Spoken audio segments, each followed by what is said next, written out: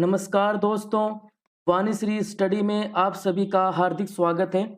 तो आज के इस लेक्चर में हम उत्तराखंड के जो प्रमुख नदियां हैं उनके बारे में देखेंगे, जो कि उत्तराखंड अपर पीसीएस एग्ज़ाम के लिए काफ़ी इम्पोर्टेंट है। तो आइए देखते हैं। तो सबसे पहले तो हमें ये ध्यान रखना है कि जो उत्तराखंड के जो प्रमुख नदियां हैं उनके जो उद्गम स्रोत हैं वो हिमालय क्षेत्र में ही अवस्थित हैं और यह मुख्य रूप से 3 तंत्र में विभाजित किया जा सकता है। पहला है यमुना नदी तंत्र, दूसरा है गंगा नदी तंत्र और तीसरा है काली नदी तंत्र। तो आइए इनके बारे में देखते हैं। तो सबसे पहले है यमुना नदी तंत्र। तो यमुना नदी के उद्गम स्रोत की बात करें तो ये बंदर पूंछ के पश्चिम ढाल पर स्थित यमुनोत्री हिमनद से इसका उद्गम होता है। और यदि इसके कुल लंबाई की बात करें तो 1384 किलोमीटर इसकी लंबाई देखने को मिलती है, जो कि यमुनोत्री से प्रयागराज तक हमें देखने को मिलता है। इस बात को ध्यान रखिएगा। और यदि हम उत्तराखंड राज्य में यमुना नदी की लंबाई की बात करें तो ये 136 किलोमीटर हमें देखने को मिलता है यमुनोत्री से धौलीपुर तक। तो इसमें दो बातों को ध्यान रखना है। यदि इसकी कुल लंबाई की बात करें जो कि पूरे इंडिया में देखें तो यमुनोत्री से प्रयागराज तक हमें देखने को मिलता है 1384 किलोमीटर। और यदि हम उत्तराखंड राज्य में इसकी लंबाई की बात करें, कुल लंबाई की, तो यह हमें देखने को मिलता है 136 किलोमीटर यमुनोत्री से ढालीपुर तक। तो इस बात को ध्यान रखना है। यदि हम इसके सहायक नदियों की बात करें तो सहायक नदियां हैं ऋषि गंगा, हनुमान गंगा, कृष्णा गाड़, पनाड़ गाड़, कमल गाड़, पुतनू गाड़, बरनी गाड़, भद्री गाड़, मुगरा गाड़, गडोरी गाड़, कुज्जार गाड़, टोंस और आसन आदि। तो ये इसके कुछ सहायक नदियां हैं, तो इन्हें भी ध्यान रखना है। अगली बात जो हमें ध्यान रखनी है कि जो यमुना नदी है ये भारत में कहाँ कहाँ बहती है। तो उत्तराखंड, हिमाचल प्रदेश, हरियाणा, दिल्ली और उत्तर प्रदेश में ये हमें देखने को मिलता है। तो इस बात को भी ध्यान रखना है। अगली नदी है टोंस नदी।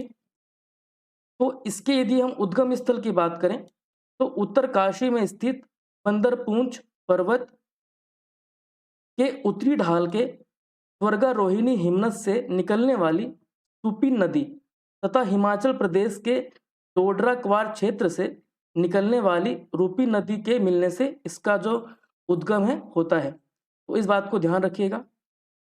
जो कुछ दूरी तक तमसा के नाम से भी जानी जाती है, तो इस बात को ध्यान रखिएगा कि इसे तमसा के नाम से भी जाना जाता है। और यदि हम इसके कुल लंबाई की बात करें तो ये 148 किलोमीटर है। यह नदी उत्तराखंड और हिमाचल प्रदेश की सीमा पर प्रवाहित होने के पश्चात कालसी और डाक पत्थर के मध्य यमुना नदी में मिल जाती है। तो इस बात को ध्यान रखिएगा। यह नदी उत्तराखंड और हिमाचल प्रदेश की सीमा में प्रवाहित होती है और उसके बाद कालसी और डाक पत्थर के मध्य यमुना नदी में मिल जाती है। तो इस बात को भी ध्यान रखना है। जो अगला तंत्र है वो है गंगा नदी तंत्र।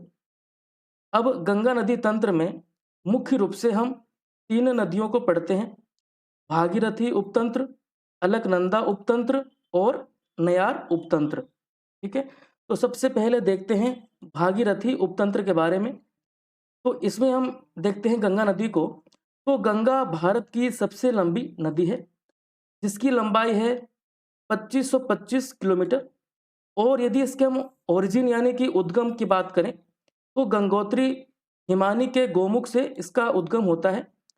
और उद्गम स्थान पर गंगा की मुख्य धारा को हम क्या कहते हैं, भागीरथी के नाम से जाना जाता है। तो इस बात को भी ध्यान रखिएगा। अगला है गंगोत्री से देवप्रयाग तक इसे भागीरथी के नाम से ही जाना जाता है। और देवप्रयाग के बाद, तो इस बात को ध्यान रखिएगा कि देवप्रयाग तक इसे भागीरथी के नाम से जाना जाता है और देवप्रयाग के बाद इसे गंगा के नाम से जाना जाता है। ठीक है। अगला है भागीरथी एवं अलकनंदा नदी की ही संयुक्त धारा गंगा नदी है। यानी कि जो गंगा नदी है वो बेसिकली भागीरथी और अलकनंदा को मिला करके ही गंगा नदी के नाम से हम इसे जानते हैं। और इन दोनों नदियों का जो संगम होता है वो हमें देवप्रयाग में देखने को मिलता है। तो यदि प्रश्न आ जाए कि भागीरथी और अलकनंदा का जो संगम है वो कहाँ है, तो वो देवप्रयाग में हमें देखने को मिलता है। तो इस बात को भी ध्यान रखिएगा। अगला है कि हरिद्वार से गंगा नदी मैदानी क्षेत्र में प्रवेश करती है। तो ये एक इम्पोर्टेंट फैक्ट है कि हरिद्वार से ही गंगा नदी मैदानी क्षेत्र में प्रवेश करती है। और यदि हम उत्तर प्रदेश में इसके प्रवेश की बात करें तो बिजनौर जनपद से गंगा नदी उत्तर प्रदेश में प्रवेश करती है। अगला है कि गंगा नदी उत्तराखंड, उत्तर प्रदेश, बिहार, झारखंड और पश्चिम बंगाल के राज्यों से होकर बहती है। तो 1, 2, 3, 4 और 5, 5 राज्यों से होकर बहती है। तो इस बात को भी ध्यान रखना है। अगला है कि गंगा नदी की यदि हम इसके सहायक नदियों की बात करें तो रामगंगा, घाघरा, गंडक, बूढ़ी गंडक, बागमती, कोसी और यमुना है। उत्तरी किनारे से मिलने वाली सहायक नदियों की बात करें तो रामगंगा, गोमती, घाघरा, गंडक, कोसी और बागमती। और यदि हम इसके दक्षिण किनारे से मिलने वाली सहायक नदियों की बात करें तो यमुना, टोंस और सोन है। तो इन दोनों बातों को ध्यान रखना है कि उत्तरी किनारे से रामगंगा, गोमती, घाघरा, गंडक, कोसी और दक्षिण किनारे से बात करें तो यमुना, टोंस और सोन नदी इसमें इसकी सहायक नदियां हैं। तो इस बात को भी ध्यान रखना है। जो अगला इंपॉर्टेंट फैक्ट है वो ये है कि जो गंगा नदी है झारखंड की सीमा पर स्थित राजमहल की पहाड़ी के उत्तर की ओर प्रवाहित होती हुई पश्चिम बंगाल के फर्रक्का नामक स्थान पर यह बांग्लादेश में प्रवेश करती है। तो इस बात को भी ध्यान रखना है कि फर्रक्का नामक स्थान पर ही बांग्लादेश में यह प्रवेश करती है। बांग्लादेश में इसे क्या कहते हैं, तो इस बात को ध्यान रखना है। पद्मा के नाम से इसे जाना जाता है। तो इस बात को भी ध्यान रखना है। अगला है बांग्लादेश में ब्रह्मपुत्र जमुना से मिलने के बाद संयुक्त धारा के रूप में आगे चलकर मेघना में मिल जाती है। ठीक है, इस बात को भी ध्यान रखना है। गंगा नदी मेघना के नाम से ही बंगाल की खाड़ी में अपने जल का त्याग करती है और सबसे बड़े डेल्टा सुंदरबन का निर्माण करती है। तो ये मेघना के नाम से ही गंगा नदी मेघना के नाम से ही बंगाल की खाड़ी में अपने जल का त्याग करती है और मुहाने पर विश्व के सबसे बड़े डेल्टा सुंदरबन का निर्माण करती है। तो इसके जो कुछ नाम हैं उन बातों को याद रखना है, जैसे कि बांग्लादेश में पद्मा के नाम से इसे हम जानते हैं। और जमुना से मिलने के बाद संयुक्त धारा के रूप में ये मेघना में मिल जाती है और मेघना के रूप में ही ये बंगाल की खाड़ी में प्रवाहित होती है और डेल्टा का निर्माण करती है, जिसे क्या बोलते हैं, सुंदरबन डेल्टा। इस बात को भी ध्यान रखना है। तो अगला उपतंत्र है वो है अलकनंदा उपतंत्र। तो आइए देखते हैं। तो यह बेसिकली सतोपंत हिमनद से इसका ओरिजिन हमें देखने को मिलता है और 195 किलोमीटर की यात्रा के बाद देवप्रयाग में भागीरथी नदी में यह मिल जाती है। ठीक है, इसके सहायक नदियों की बात करें तो पश्चिमी धौली गंगा, पिंडर और मंदाकिनी इसकी सहायक नदियां हैं। धौली गंगा नदी विष्णु प्रयाग में अलकनंदा नदी से मिलती है, ध्यान रखिएगा। मंदाकिनी नदी रुद्रप्रयाग में अलकनंदा नदी से मिलती है और पिंडर नदी कर्णप्रयाग नामक स्थान पर अलकनंदा नदी से मिलती है। तो इस बात को भी ध्यान रखना है। यह डायरेक्टली क्वेश्चन के रूप में आ जाएंगे कि धौली गंगा अलकनंदा नदी से मिलती है, कहाँ मिलती है, तो विष्णु प्रयाग में मिलती है। मंदाकिनी अलकनंदा से मिलती है तो कहाँ मिलती है, रुद्रप्रयाग में मिलती है। और पिंडर नदी यदि अलकनंदा नदी से मिल रही है तो कहाँ मिल रही है, कर्णप्रयाग में मिल रही है। इस बात को भी ध्यान रखना है।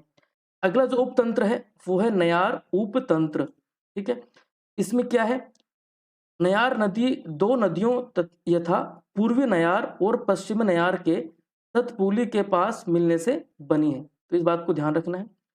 पूर्वी नयार दूधा तोली के दक्षिणी पश्चिमी जखमौलीधार श्रेणी से कैन्यूर गाड़ के नाम से निकलती है। तो इस बात को भी ध्यान रखना है। ये तो हमने देखा पूर्वी नयार। यदि हम बात करें पश्चिमी नयार की तो दूधा तोली के उत्तरी पश्चिमी ढाल से सियोली गाड़ एवं ढाई ज्यूली गाड़ नामक दो शाखाओं के रूप में निकलती है। तो बेसिकली इन नाम को अच्छे से देख लेना है, जिससे हम इसको नयार उपतंत्र के साथ एसोसिएट कर सकते हैं। ठीक है। अगला है नयार नदी पौड़ी के व्यास घाट नामक स्थान पर गंगा में बाईं ओर से मिलने वाली नदी है। ठीक है। तो हमने जो इसके उपतंत्र थे, 3 उपतंत्र को देख लिया है। ठीक है। अब आगे देखते हैं काली शारदा तंत्र को। तो काली शारदा नदी के बारे में देखें, तो यदि हम इसके उद्गम स्थल की बात करें, तो कुमाऊं हिमालय मिलाम ग्लेशियर से इसका उद्गम हमें देखने को मिलता है। प्रारंभ में इसे काली गंगा या गौरी गंगा के नाम से जाना जाता है। शारदा नदी पीलीभीत एवं नेपाल की सीमा निर्धारित करती है। और इसके हम यदि मुख्य सहायक नदियों की बात करें, तो कुठियांगटी, पूर्वी धौली गंगा, गौरी गंगा, सरयू, लोहावती, लधिया, धर्मा, लिसार इसकी सहायक नदियां हैं। ठीक है।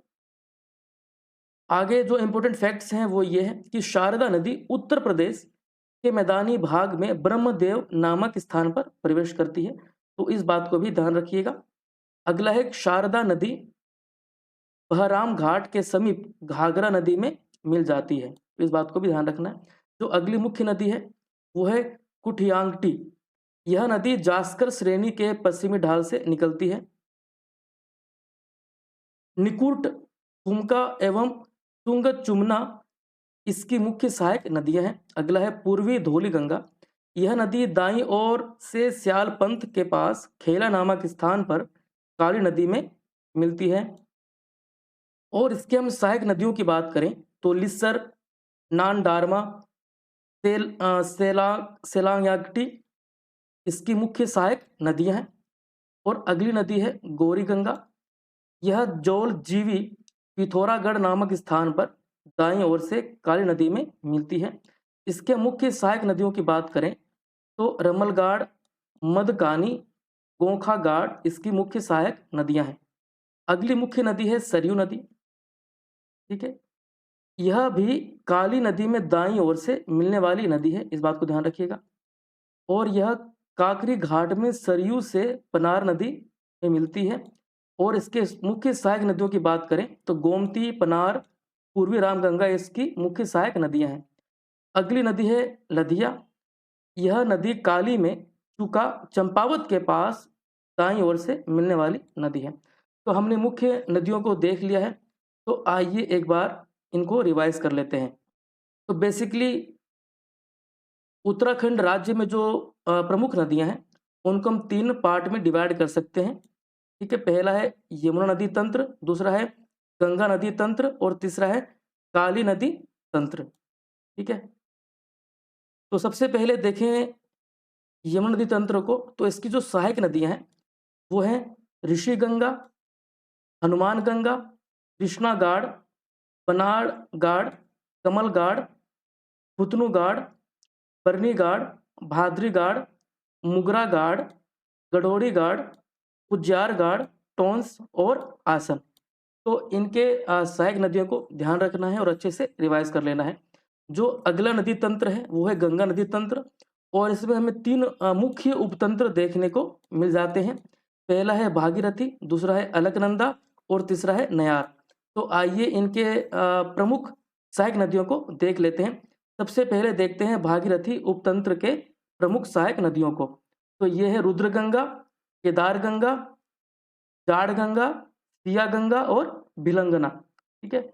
अगला है अलकनंदा उपतंत्र। तो इसके जो प्रमुख सहायक नदियां हैं वो हैं पश्चिमी धौली गंगा, पालखिल्य, विरही गंगा, पताल गंगा, गरुण गंगा, नंदाकिनी, पिंडर, मंदाकिनी, कंचन गंगा, हीर गंगा, कवन गंगा, सोनधारा और अमृत गंगा।